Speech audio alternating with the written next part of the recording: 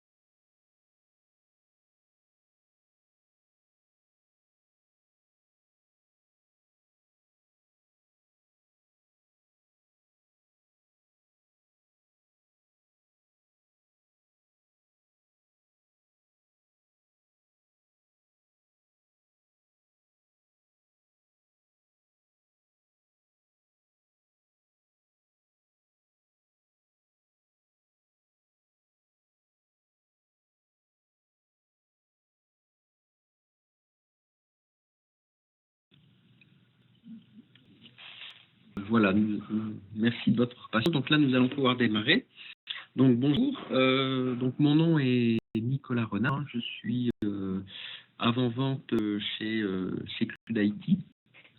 Et donc l'objectif de cette présentation aujourd'hui, c'est de vous montrer l'offre Seclude IT au travers de notre partenaire, donc Crisezo, qui voilà, donc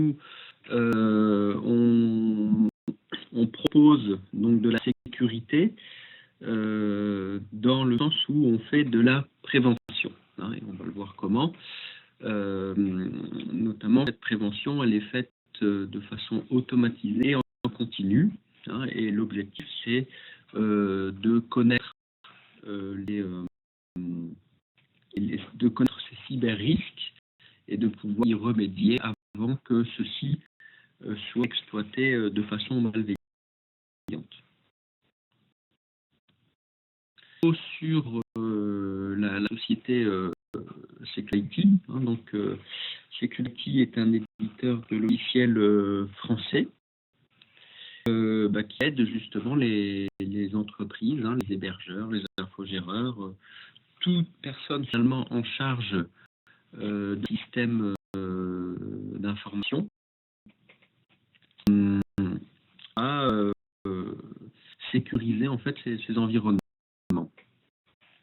Donc c'est de pouvoir aussi démocratiser les meilleures techniques préventives. Alors pourquoi démocratiser, puisque la solution elle est développée dans l'objectif de pouvoir être accessible au maximum de personnes qui sont en charge des systèmes d'information, même si ces gens-là ne sont pas nécessairement experts en sécurité.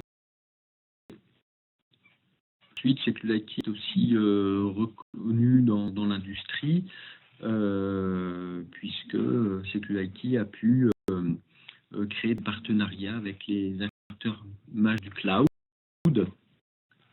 comme par exemple Amazon Web Services, VMware ou IBM. La société Seclude IT, elle existe depuis 2011. Elle a été créée par des experts sécurité, qui sont Sergio Luriro et Frédéric Donat. Par ailleurs, ces experts sécurité sont également à l'origine du Cloud Security Alliance. Donc, Seclude IT est membre de ce Cloud Security Alliance, mais également membre du consortium Secured Virtual Cloud. Alors pourquoi ? Parce que, on va le voir, Security adresse les problèmes de sécurité aussi bien dans des infrastructures traditionnelles, hein, des data centers traditionnels, que dans des environnements cloud. Security a également développé sa notoriété par biais d'innovation, hein. Donc la solution notamment est soumise à brevet. En termes d'histoire, donc en 2011, la société a été créée. En 2012, la solution Elastic Detector a été développée, a eu une première version.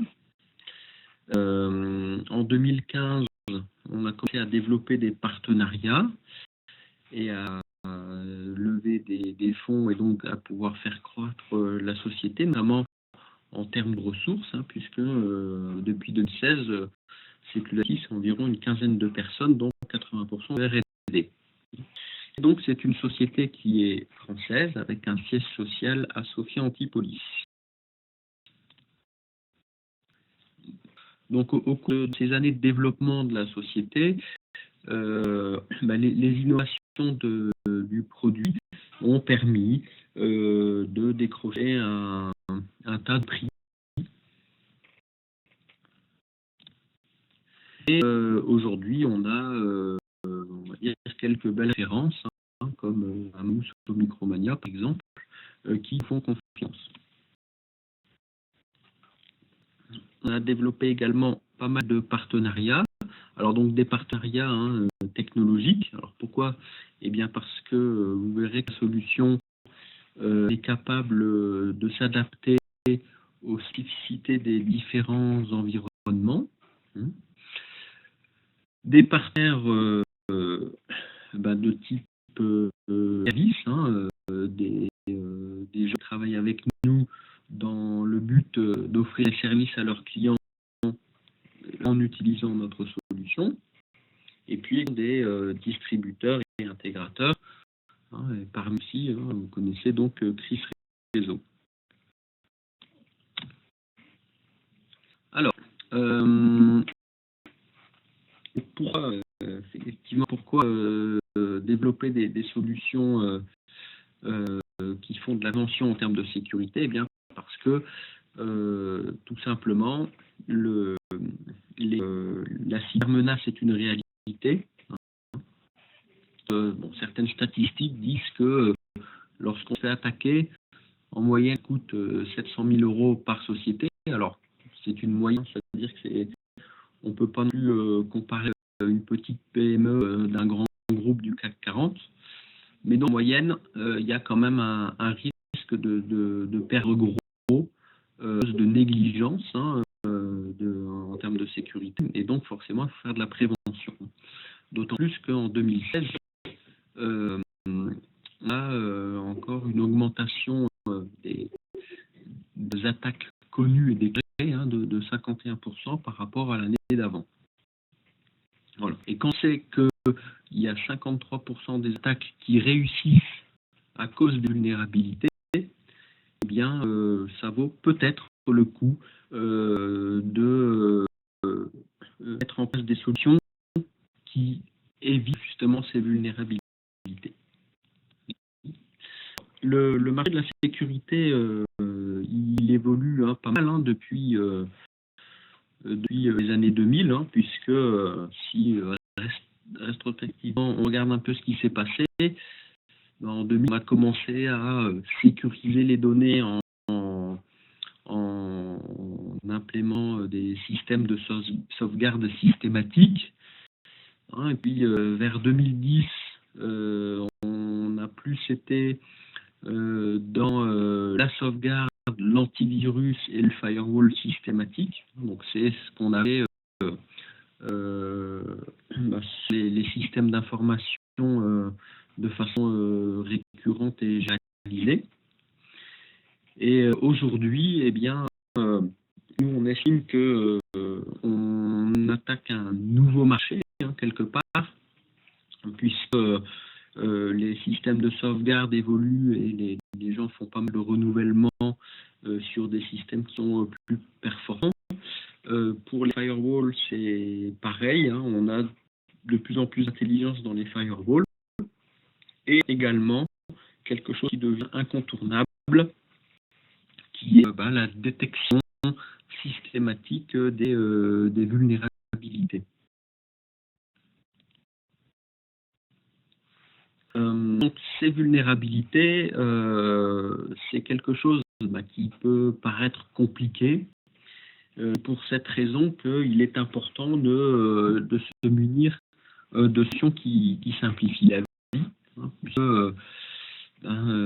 connaître ces vulnérabilités, arriver à comprendre c'est important, arriver à les corriger, c'est quelque chose qui est très chronophage.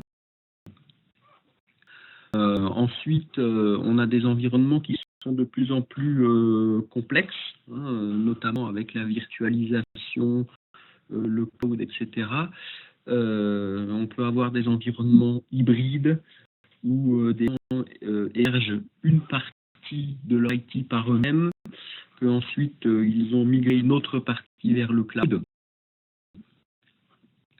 Et puis là-dedans, il y a la gestion du changement, hein, puisque il est sans arrêt nécessaire de mettre en place des nouveaux services, etc. Donc ça veut dire quoi? Ça veut dire que on va ouvrir des nouveaux services, on va faire des tests, mettre en place des choses, et forcément, hein, là-dedans, on peut commettre des erreurs. Et donc si on n'a pas une surveillance continue des changements en termes de configuration de sécurité, bien là aussi on peut ouvrir des brèches, générer des failles. Et dans ce texte, aujourd'hui, par rapport aux vulnérabilités qui sont connues, référencées, documentées, faut savoir que chaque jour, on approche les 30 nouvelles failles ajoutées aux bases de connaissances. Alors donc c'est un nombre qui est en croissance virtuelle, puisque en 2016, on est à peu près à 28-29 nouvelles failles découvertes par jour. En 2015, on en était à peu près à 18. Hein, donc vous voyez que il y a de plus en plus de choses qui sont connues, documentées. Il est vraiment important de pouvoir se tenir informé, de tenir à jour ces informations-là et de vérifier sur un système d'information est-ce que on est on va dire affecté par ces vulnérabilités. Donc la particularité d'Elastic Detector, hein, c'est que c'est un système qui va vous permettre de gérer vos vulnérabilités, quel que soit votre contexte, hein, que vous ayez des postes de travail, des serveurs physiques, des serveurs virtuels ou alors des implémentations dans le cloud, hein, de type IaaS ou PaaS par exemple. Eh bien, Elastic est adapté à savoir qu'en termes de fonctionnement, hein, la brique basique du détection de vulnérabilité, eh bien, ce sont des scans, hein, qu'on consomme au jeton. L'étape suivante, hein, du scan de nouvelle génération qui est Elastic Detector, et la capacité en plus de ces scans de pouvoir faire une surveillance continue et un suivi des machines du système d'information dans le temps. Security propose également une nouvelle offre qui est ce qu'on appelle Elastic Workload Protector, qui, en plus de ce que c'est Elastic Detector, va pouvoir surveiller les configurations du cloud. Si on a effectivement développé un IaaS dans un cloud, et pouvoir alerter l'administrateur de problèmes de configuration ou d'éléments changeants dans la configuration.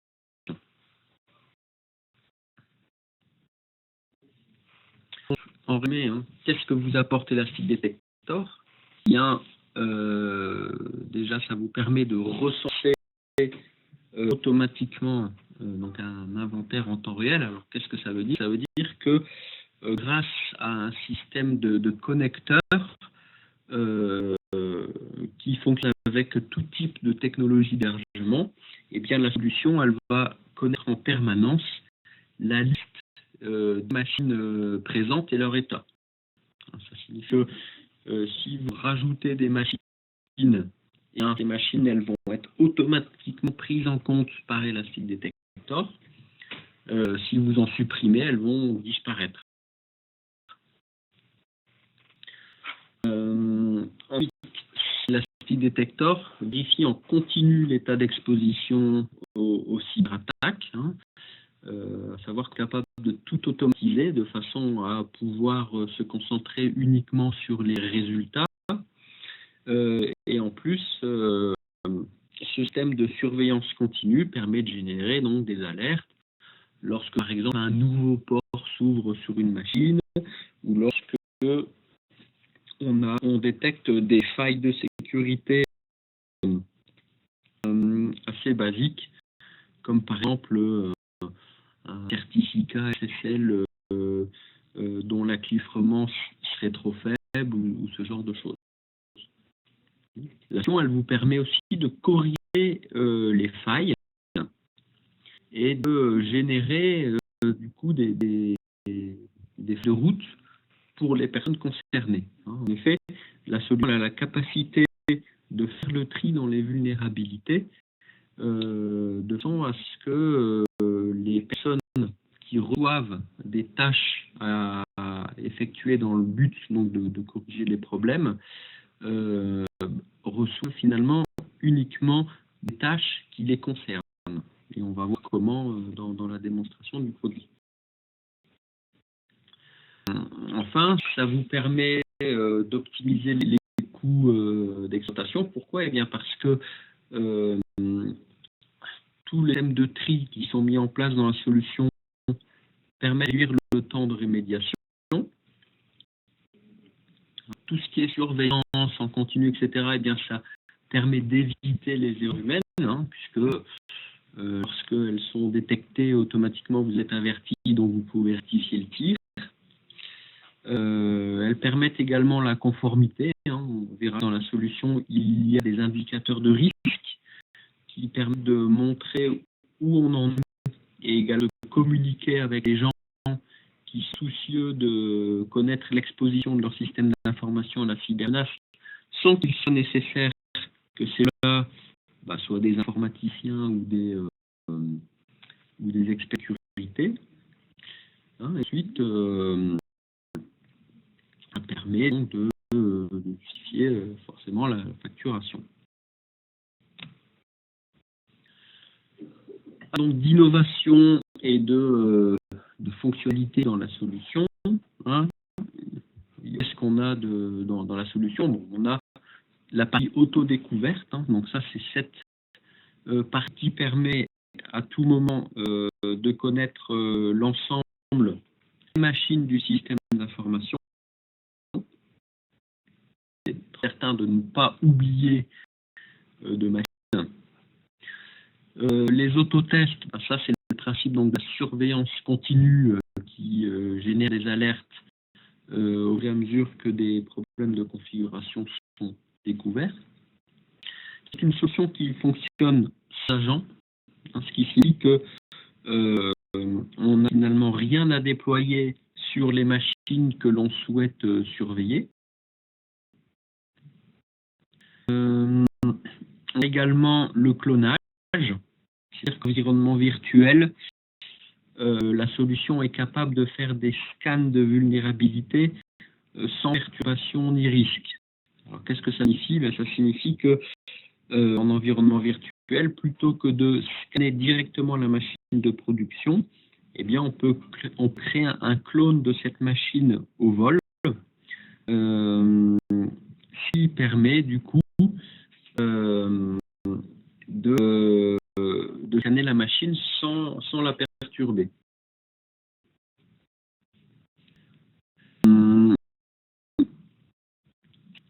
Ça permet également de faire des tests qui sont plus intrusifs, puisque vu qu'on scanne une copie, dans ce cas-là, on peut faire des scans plus intrusifs qui vont d'être d'une plus grande précision. Encore une fois, sans perturber la machine. On peut également obtenir des résultats sur des machines qui sont éteintes. Je pense dans les environnements virtuels, on a parfois des serveurs dormants, des serveurs qui sont utilisés occasionnellement pour des tâches bien précises. Eh bien, même si ces machines sont éteintes la plupart du temps, cette technologie permet du coup d'avoir un suivi sur ces machines et de connaître leur niveau de mise à jour, leur règles de sécurité, etc. Un session qui est également multiple. À voir que si on a des environnements hybrides avec des machines physiques, des IP publiques, des machines virtuelles, des machines dans le cloud, etc., eh bien, l'ensemble des connecteurs disponibles dans la solution va permettre de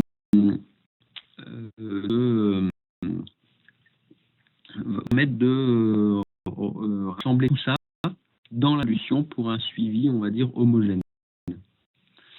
Et au niveau du reporting, eh bien, il y a eu des gros efforts de fait pour justement être capable de faire le tri et de sortir des résultats qui soient exploitables immédiatement.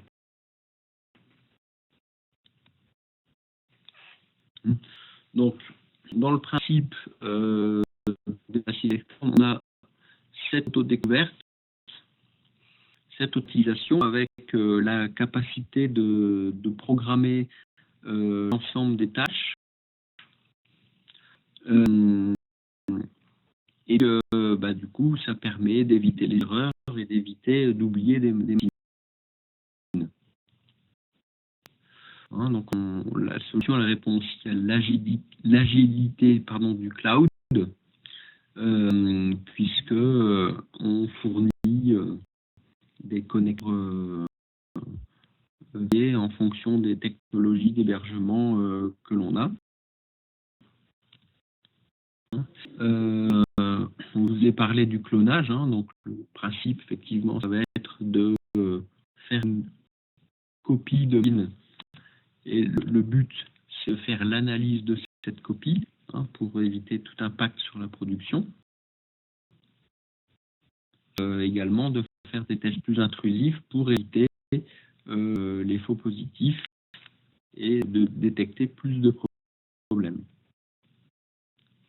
Voilà, pour tout ce qui est rapport dans la solution, eh bien, c'est quelque chose qui est hiérarchisé avec des indicateurs de risque donc pour les équipes dirigeantes, les personnes soucieuses de connaître l'exposition sans qu'il soit nécessaire que ce soit des experts en informatique ou en sécurité.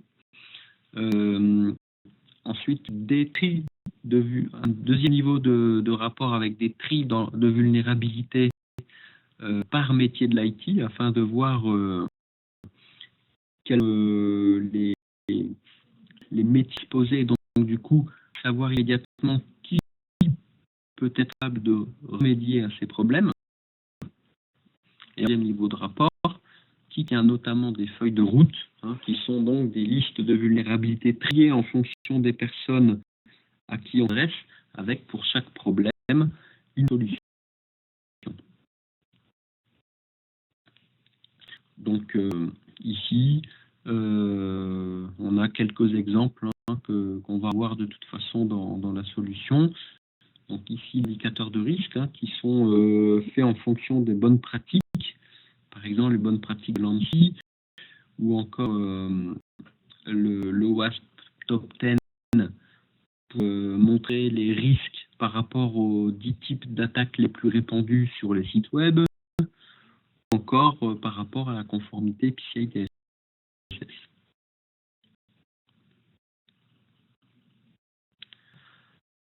Donc ici un exemple de feuille de route. Donc pour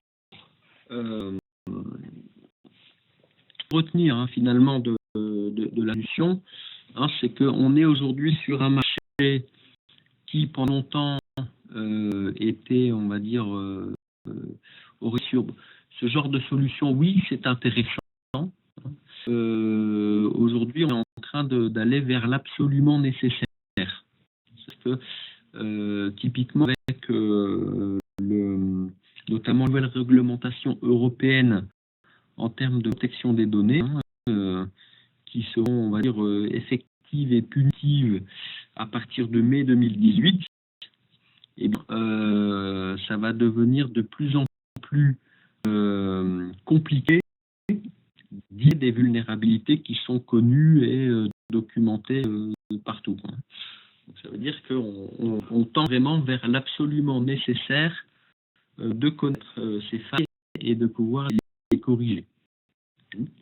La solution Elastic Detector est intéressante pour nos partenaires, puisque pour 1 euro de solution, on peut revendre jusqu'à 7 euros de service. En effet, la solution, elle peut être utilisée, on va dire, seule. Maintenant, on a aussi la possibilité de construire du service autour. Le service, ça peut être tout simplement la génération des rapports avec des conseils, et puis des services de remédiation pour les clients qui sont très justes en termes de ressources et qui n'ont absolument pas le temps de s'occuper de la sécurité. C'est une solution qui donne des résultats rapidement, qui est très simple, on va dire, à déployer, ce qui fait qu'au final, quand on est partenaire avec ça, on passe très peu de temps pour avoir un retour sur investissement immédiat, donc plus de rentabilité. Ensuite, les services, ils sont récurrents, puisque la sécurité, à partir du moment où on a fait de la prévention, et c'est valable au moment où on l'a fait, mais quelques semaines plus tard, il y a des nouvelles choses forcément qui apparaissent, et donc il y a une récurrence et un suivi dans le temps. On a aussi une diversité des services, donc ça on en a déjà parlé. Moins de concurrence, plus de différenciateurs. Ça c'est par rapport aux innovations techniques qui sont dans le produit. Et puis c'est également un produit français, ce qui fait sur le marché français, notamment dans le secteur où on a beaucoup d'acteurs américains, c'est aussi quelque chose qui peut rassurer et de créer finalement une certaine relation de proximité. En termes de mode d'utilisation et de licensing, c'est une solution qui peut exister en SaaS, on va le voir comment, ou bien en appliance virtuelle, c'est-à-dire la solution installée directement dans l'infrastructure du client. On propose des abonnements pour surveiller des machines au cours du temps, faire un suivi. Ou alors on a donc un mode jeton pour des tests de vulnérabilité qui seraient ponctuels sur des machines.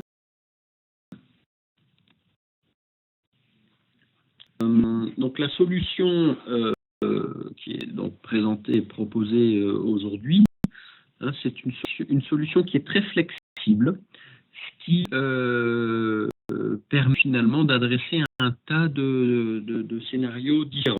C'est-à-dire que c'est une solution qui peut être installée, par exemple, ça va, donc la solution elle est toujours fournie sous forme d'appliance virtuelle.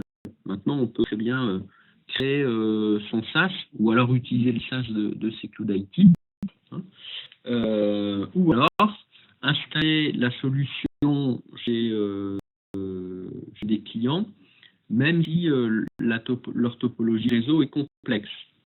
Pourquoi ? Parce que la solution a aussi la capacité, on va dire, de déployer des sondes sur des réseaux distribués, des sites distants, font le travail de détecter vulnérabilité qui reporte les résultats vers une appliance centralisée.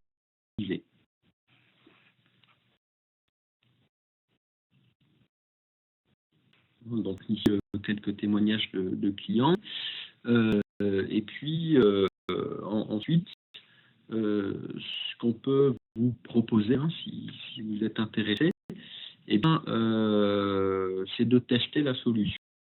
On est très ouvert à ce que les partenaires, les clients, puissent tester par eux-mêmes la solution et vraiment avoir une idée précise de ce qu'apporte cette solution avant d'aller plus loin. Alors du coup, je vais montrer à quoi ressemble cette solution. À partir du moment où on a installé Elastic Detector, on y accède à l'aide d'un navigateur web. Donc, faut savoir que c'est une approche virtuelle. Donc, il y a une interface d'administration qui permet de configurer un certain nombre de choses, notamment des comptes. Un compte, ça correspond finalement à un espace de travail dans lequel on va gérer des machines. Et dans ces comptes, on a aussi la capacité de créer des utilisateurs, etc. Donc, à partir du moment où je me connecte à un compte, eh bien, au niveau de ce compte, je vais devoir, donc ça c'est la première étape, on va dire, faire l'inventaire de mes machines. Donc, cet inventaire de machines, on voit qu'à disposition, on a tout un tas de connecteurs, donc qui correspondent aux technologies d'hébergement de machines du marché. Et ces connecteurs vont dialoguer directement avec les hyperviseurs dans le but, à chaque instant, de connaître la liste des machines en présence. Donc, si j'ai un connecteur VMware, eh bien, c'est tout simplement de rentrer l'adresse du vCenter avec un nom d'utilisateur et un mot de passe, puisque dans tout environnement virtuel, il y a un système de droits et de permissions qui, donc, avec un utilisateur, ça permet d'accéder à un certain nombre de machines. Et en fonction donc, de la complexité de l'environnement, je vais devoir créer un ou plusieurs connecteurs, peut-être de types différents, pour rassembler l'ensemble de mes machines. Alors après, qui n'est pas virtuel, on a un connecteur network qui là permet de renseigner des adresses IP, par exemple une adresse IP geek, de renseigner des noms de machines ou des plages réseau pour machines qui ne seraient pas visualisées, par exemple.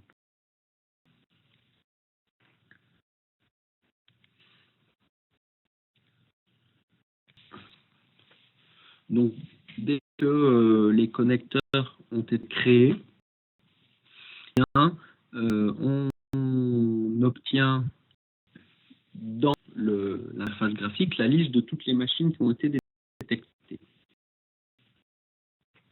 Il faut savoir que pour chaque machine, il y a une surveillance continue et observe cette surveillance continue. Donc la surveillance continue, le principe c'est de connaître la liste des ports ouverts et en fonction de ces ports, d'établir des tests qui sont effectués en continu et qui constituent le système d'alerting de la solution.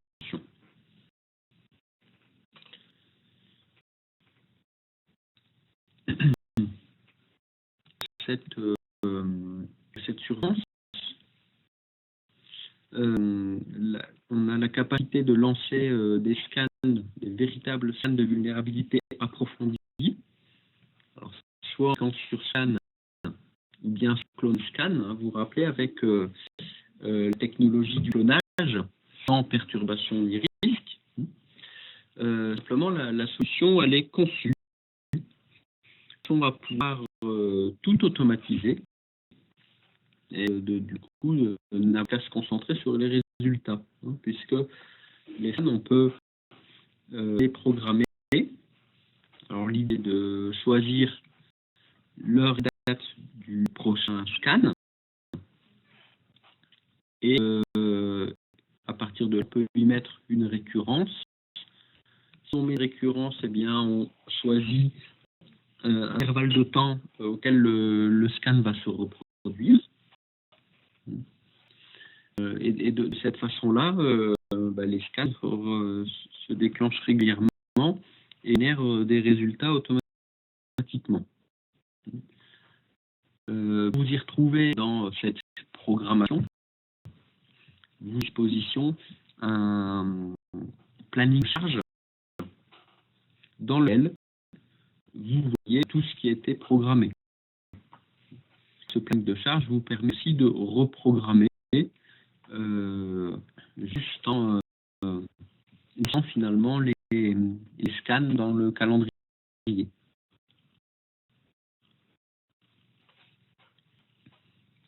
Donc le résultat. La solution, elle donc des indicateurs de risque.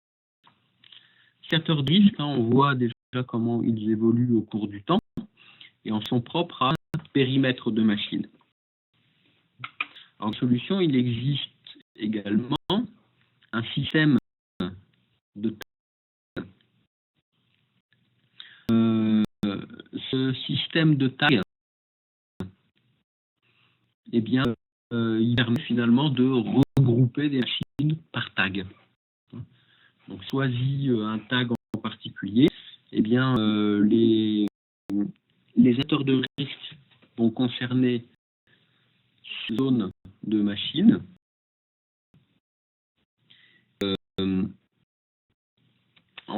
Dans cette zone de machine, après, on peut regarder le détail par machine.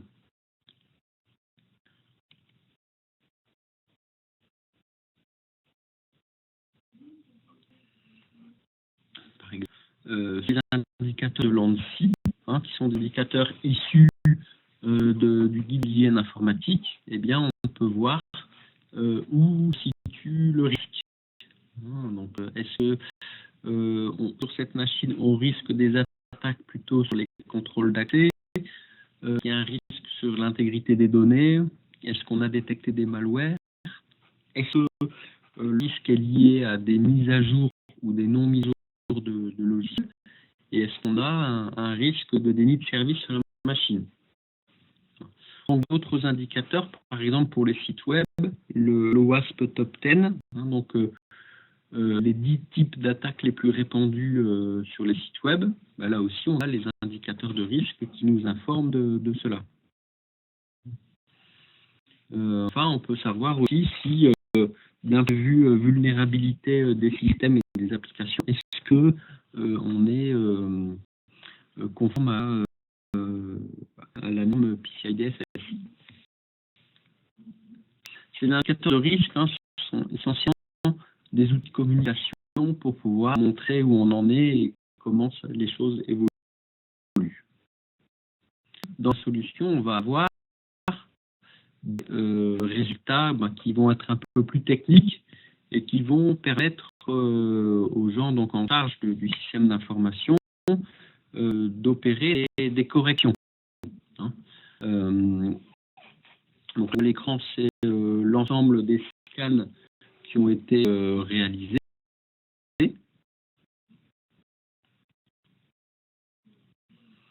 Et là, un exemple, on peut voir le détail de ce qui a été trouvé comme problème sur une machine. Donc ici,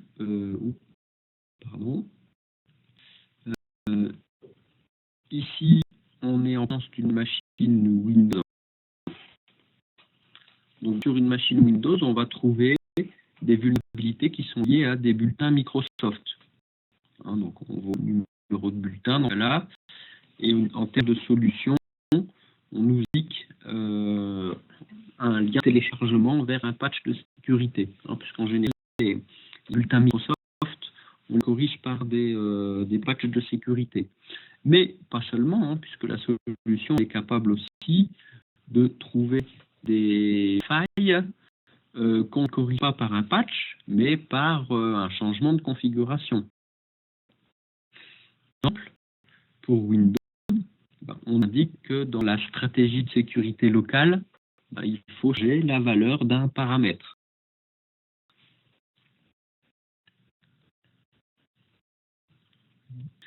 La solution, elle permet de fabriquer donc des rapports en exportant des données. Et ça pour des objectifs bien particuliers, bien précis. Par exemple, on peut fabriquer des feuilles de route. Et comme solution, il y a une capacité de trier les vulnérabilités par métier de l'IT. Si, admettons, je souhaite fabriquer une feuille de route pour le DBA, du coup, je vais isoler les vulnérabilités liées aux bases de données. Si je génère un fichier Excel avec ces informations-là, et ce fichier Excel constitue donc une feuille de route pour le DBA.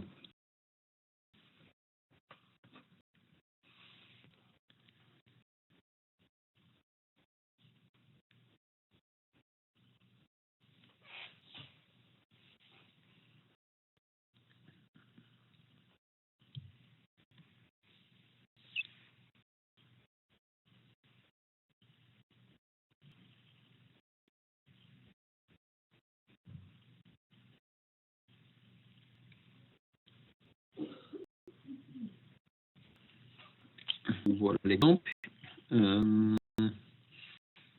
Donc cette base,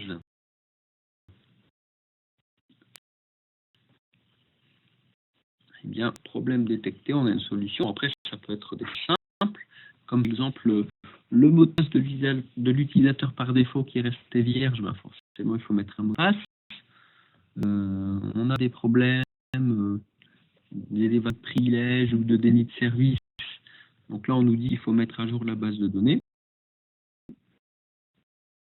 Version pour les PC corrigés.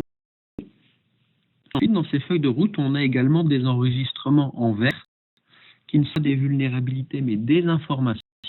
C'est pour cette raison d'ailleurs que on n'a pas de solution en face des informations, puisque ce ne sont pas des vulnérabilités, mais des informations qui ont été collectées pendant le scan, et les parcourir peut être instructif, puisque en lisant les différents éléments, on voit par exemple que la base elle est accessible depuis l'extérieur du serveur, ce qui peut être une configuration volontaire si on a un applicatif qui doit depuis l'extérieur accéder à la base. En revanche, ça peut être aussi une erreur de configuration.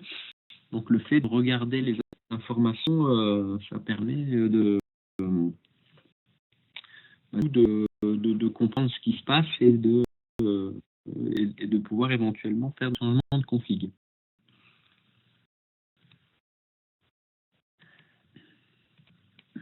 Alors, dans l'appliance virtuelle, on a une base de données qui stocke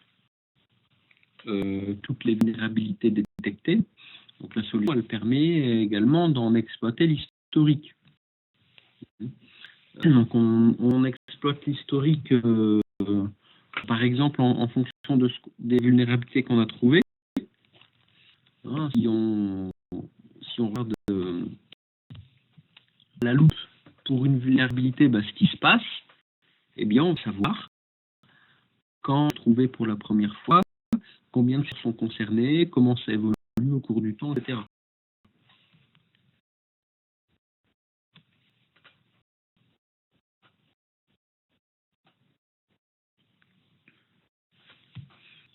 L'ISPOT aussi par machine. Ici, pour une machine donnée, et je vais voir l'ensemble des scans qui ont été exécutés et je peux les comparer entre eux.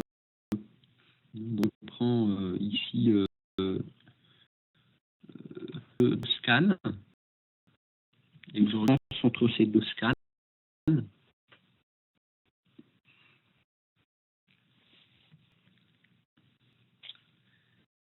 Bien grand status. Qu'est-ce qui est nouveau? avoir des nouvelles vulnérabilités qui apparaissent, mais vu qu'on a également les informations, on peut également détecter de cette façon des changements de configuration. Notamment, ici, on s'aperçoit qu'entre les scans, il y a un serveur VNC qui a été installé sur la machine, par exemple. Donc, ensuite, on voit tout ce qu'on a corrigé. On voit aussi qu'il y a des vulnérabilités avec petit triangle rouge. Alors ça veut dire que une exploitation est connue pour cette vulnérabilité. En effet, il y a des personnes qui développent des programmes, des scripts qui exploitent les vulnérabilités connues. Et quand on met le triangle rouge, ça veut dire qu'on sait que ces programmes et ces scripts d'exploitation existent. Et la plupart du temps, quand ils existent, si on recherche un peu sur Internet, on arrive à trouver ces exploitations. Donc ça signifie que quand il y a une exploitation disponible, eh bien quelque part, n'importe qui peut arriver à exploiter la vulnérabilité. Et donc du coup, ça augmente en quelque sorte la gravité de la vulnérabilité. Pour en revenir à ce résultat de comparaison, on voit aussi, bien entendu, les problèmes qui étaient déjà présents et qui le sont toujours. Voilà. Donc, j'en ai terminé avec ce que je souhaitais vous présenter. Ce que je vous propose à présent, c'est de passer aux questions. Alors ça, vous avez à disposition dans le WebEx un outil de chat, et que toutes les questions qui sont posées, j'y réponds. Alors, si j'ai quelques premières questions, est-ce que le rapport est forcément en anglais? Le rapport n'est pas forcément en anglais. De quel rapport on parle? Si on parle de rapport de vulnérabilité, alors là c'est anglais, pourquoi? Eh bien parce que la base de connaissances qui référence l'ensemble des vulnérabilités connues, donc nous on utilise OpenVAS, c'est une base, on va dire, internationale, qui est renseignée et mise à jour, on va dire, par un tas de gens qui travaillent dans la sécurité dans le monde. Et donc là, forcément, les vulnérabilités sont en anglais.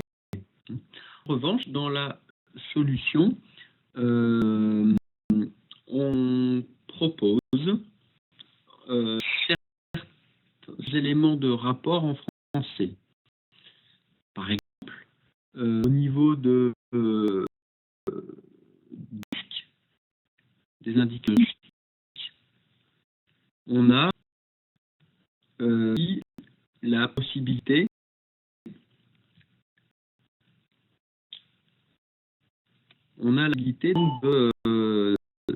d'exporter des rapports, et on peut en choisir la langue.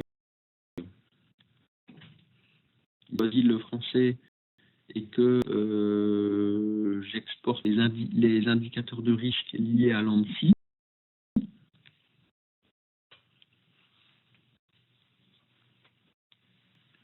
Je vais obtenir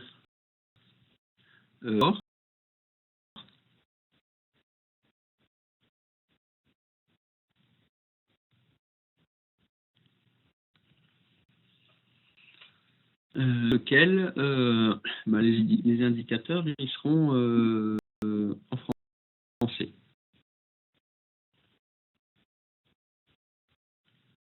Ici, du coup, les traductions en français. Donc ça, c'est un premier type de rapport en français. Autre de rapport en français que je ne vous ai pas encore montré, c'est que dans cette solution, on a également la possibilité de générer un compte du périmètre. Nous, on appelle un rapport S+. Ici, c'est par périmètre donné pour l'ensemble des vulnérabilités. Eh bien, on a la possibilité de ajouter ici des commentaires. Pour cette vulnérabilité, on va dire interdire l'utilisation des USB par GPO, par exemple. Donc, il y a aussi de rajouter d'autres commentaires sur le périmètre. Et puis là, on peut choisir la langue dans laquelle le rapport est généré. Donc, un rapport S+,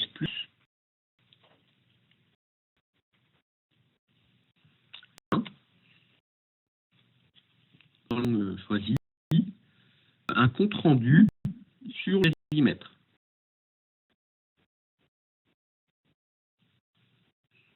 Donc, les machines qui sont dans le périmètre, le de faille,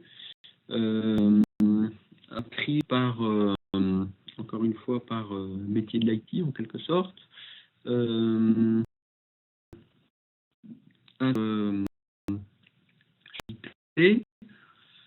un suivi au cours du temps, est-ce que c'est corrigé, qu'est-ce qui reste à corriger, etc., par rapport à la dernière fois qu'on a fait le rapport. Et puis, ici, on va récupérer les commentaires personnalisés par rapport aux vulnérabilités. Voilà, la possibilité d'avoir de générer des choses en français, et pas tout, par exemple.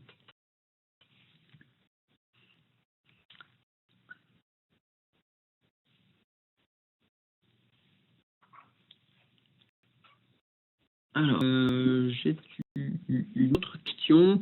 Est-ce qu'il existe une différence entre l'offre Elastic Detector jeton? Oui.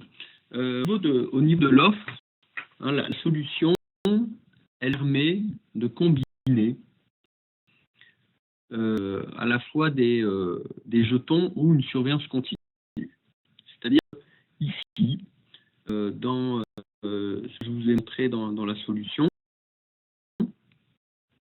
continue. C'est-à-dire qu'on a enregistré des machines et les machines sont suivies au cours du temps, sont auditées régulièrement, etc., etc.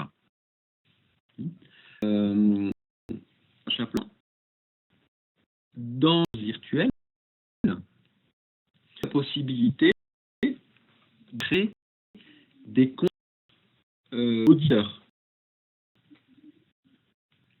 Un compte auditeur, c'est quoi? Eh bien, c'est un compte pour lequel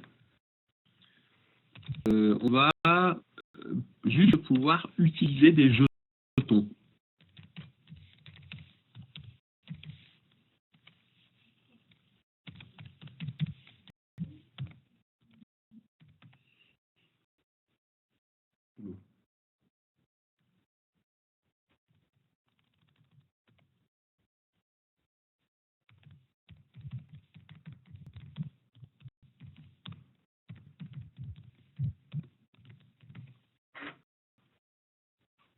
Excusez-moi.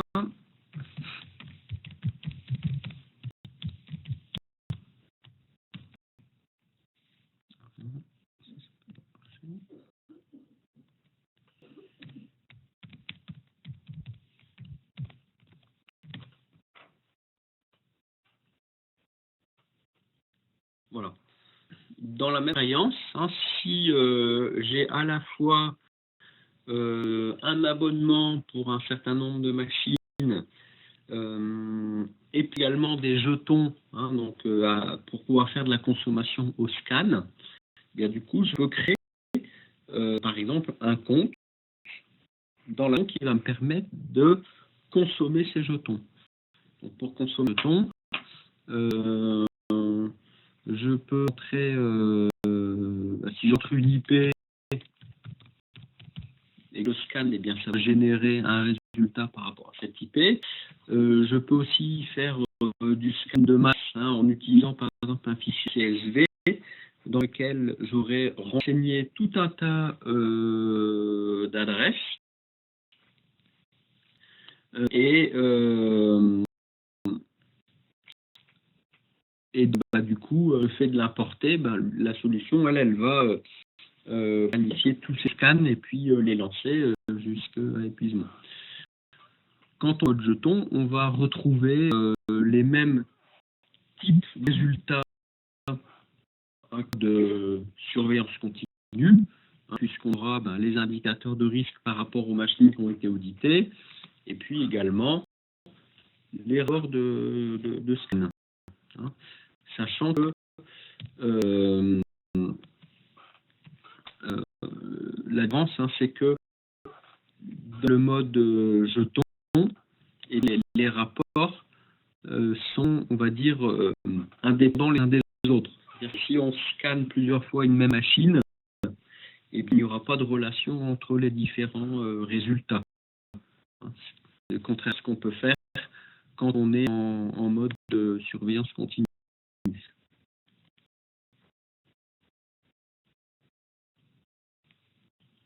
Alors, autre question.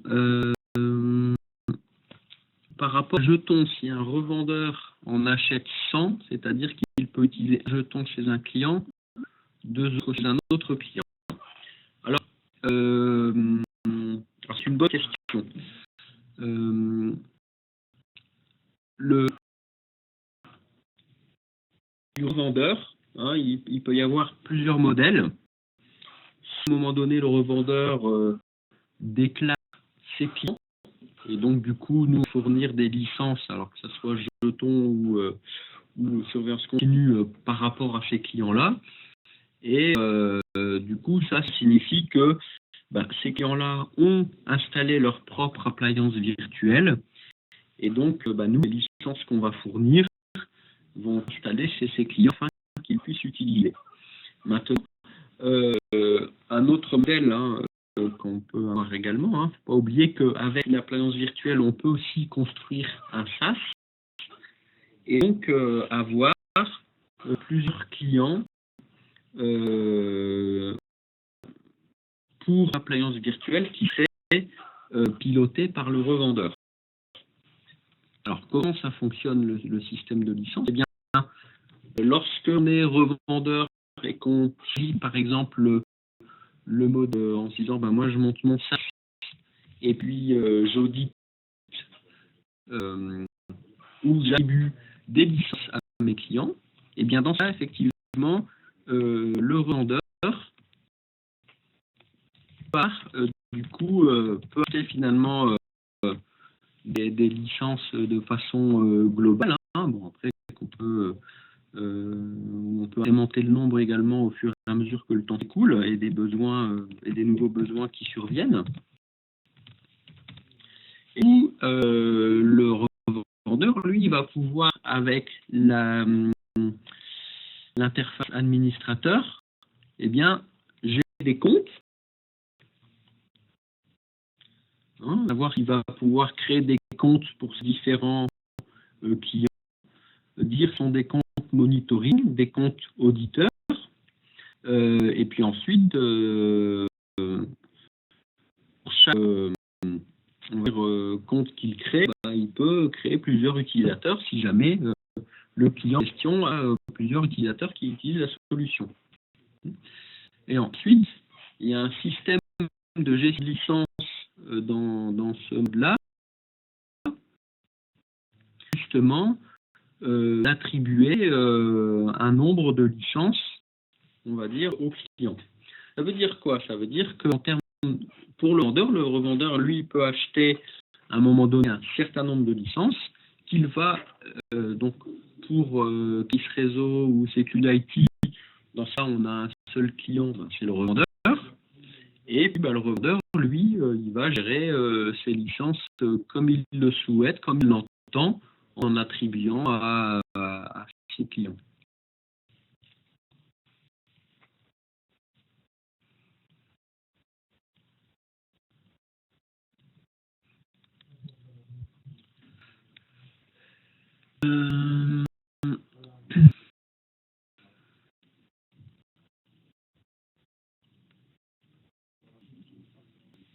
Voilà. Donc là, j'ai plus de nouvelles questions.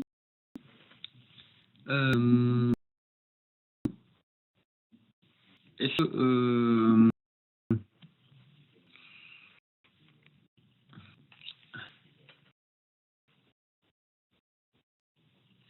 s'il n'y a plus d'autres questions, du coup, je pense que va terminer, on va dire, le webinaire. Alors, ce qu'il faut savoir, c'est que ce webinaire est enregistré. Les participants recevront de toute façon formation pour qu'ils puissent accéder à cet enregistrement. Ce qui peut aussi vous permettre de partager ce qu'on a regardé, ce qu'on a vu ce matin avec vos collègues. Et puis ensuite, chez Réseau, chez Séclud IT, bien entendu, on reste à votre disposition pour toujours pour répondre à vos questions. Si vous souhaitez évaluer la solution, bien entendu, c'est possible. Nous, on fournit des licences d'évaluation, des appliances pour que vous puissiez prendre en main et vous projeter avec la solution. Bien entendu, on reste à votre écoute. Voilà. Donc, merci pour votre présence. Alors, je m'aperçois d'une chose, c'est que il y a une personne qui m'a indiqué au début, je n'avais pas vu qu'il n'avait pas de son, donc je vais revenir vers cette personne si le problème n'a pas été résolu, pour qu'il puisse au moins voir la présentation, on va dire, qui a été enregistrée. Donc merci à tous, excellente journée à vous, et puis j'espère à très bientôt.